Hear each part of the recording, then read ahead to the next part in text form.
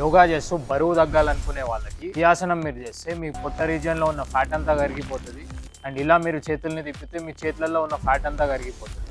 ఇలా చెప్పేవాళ్ళు చాలామంది ఉన్నారు. అండ్ ఇలా ఫ్యాట్ లాస్ అండ్ బరువు తగ్గాలనుకునే వాళ్ళు ఇలాంటి వీడియోస్కి చాలా ఈజీగా అట్రాక్ట్ అయిపోతూ ఉంటారు. అందుకే చాలామంది యోగా టీచర్స్ ఇలాంటి వీడియోస్ తీస్తూ ఉంటారు. బట్ రియాలిటీలో చూసుకుంటే మీరు ఏ ఆసనం చేసినా ఆ రీజియన్లో ఫ్యాట్ మాత్రం అస్సలు కరగదు. యోగా అనే కాదు, ఎలాంటి ఎక్సర్సైజ్ మీరు పర్ఫామ్ చేసినా ఒక రీజియన్లో మీరు ఫ్యాట్ అనేది కరిగించలేరు. అండ్ యోగా అనగానే చాలా మంది ఏదో మిరాకిల్ అయిపోతుంది అని చెప్పేసి ఈ ఆసనంకి ఇంత పవర్ ఉంది, దీనికి ఇంత పవర్ ఉందని మిమ్మల్ని మ్యానిపులేట్ చేస్తూ ఉంటారు. బట్ యాక్చువల్గా మీరు యోగా స్టార్ట్ చేసి దాని నుంచి ఏదైనా రిజల్ట్స్ ఎక్స్పెక్ట్ చేస్తూ ఉంటే మీరు ఏం ఎక్స్పెక్ట్ చేయాలి? నెంబర్ 1 వచ్చేసి, మీరు కనుక యోగా చేసుకుంటూ బరువు తగ్గాలి అని అనుకుంటే యోగా వల్ల మాత్రమే అది పాసిబుల్ కాదు. మీరు మీ డైట్ని కంట్రోల్లో ఉంచాలి. మీరు ఎంత తింటున్నారు, ఎంత ఎనర్జీ ఖర్చు చేస్తున్నారు అనేది క్యాలిక్యులేట్ చేయాలి. అండ్ మీ పర్సనాలిటీ హెవీగా ఉండి మీరు కనుక యోగా చేస్తూ ఉంటే ఆబ్వియస్లీ యోగా అనేది ఒక లో ఇంటెన్సిటీ ఫిజికల్ యాక్టివిటీ. అండ్ ఇక్కడ నుంచి మీరు ఎక్కువ క్యాలరీస్ బర్న్ చేయడం అనేది ఎక్స్పెక్ట్ చేయదు. బట్ మీరు యోగా చేస్తే మీ మెంటల్ హెల్త్ బాగుంటుంది, మీ మెటబాలిజం బూస్ట్ అవుతుంది, మీ బాడీలో స్ట్రెస్ లెవెల్స్ తగ్గుతాయి, మీకు మంచి డైజెషన్లో హెల్ప్ చేస్తుంది. సో యోగాతో మీరు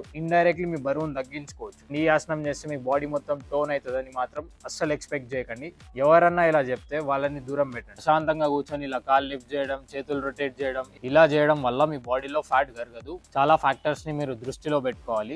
బట్ యోగా చేయడం వల్ల ఎన్ని అడ్వాంటేజెస్ ఉన్నాయో నేను మీకు చెప్పాను ఆల్రెడీ. సో మీరు ఏది చేసినా యోగా చేయడం మాత్రం అస్సలు ఆపకండి. అండ్ యోగా నుంచి తక్కువ టైంలో ఎక్కువ ఎక్స్పెక్ట్ చేయడం అనేది మానే. ఈ ఇన్ఫర్మేషన్ మీకు సెన్సిబుల్ అనిపిస్తే డెఫినెట్లీ ఫాలో చేయండి.